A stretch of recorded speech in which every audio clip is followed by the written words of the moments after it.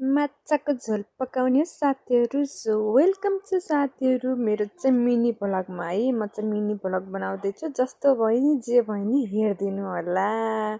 गाह्रो नमानिकन मैले चाहिँ फर्स्टमा चाहिँ खाना बसालेँ। त्यसपछि मेरो सासु आमाले चाहिँ माछा लिएर आएर राखिदिनु भएको थियो। त्यसपछि मैले सबै मसलाहरू मिक्स गरेँ। हल्दी अनि खुर्सानी नुन कर्नफ्लोर सबै गरेर मिक्स गरेँ।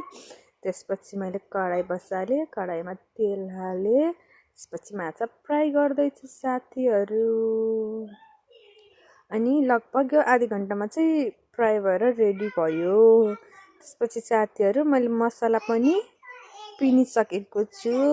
यो चाहिँ त्यो तोरी र लसुनको पेस्ट अनि टमाटर अनि अर्को कराई ल्याएर अनि यो टमाटर र त्यो मसला चाहिँ पकाएर माछा हालिसकेँ के साथीहरू। भिडियो त के भयो हेरिदिनु होला। त्यही पनि कता कताबाट हेर्नुभयो यसो कमेन्ट गरिदिनु होला है त। मेरो माछा चाहिँ एकदम मिठो भएको छ। यस्तो मिठो भएको छ नि साथीहरू।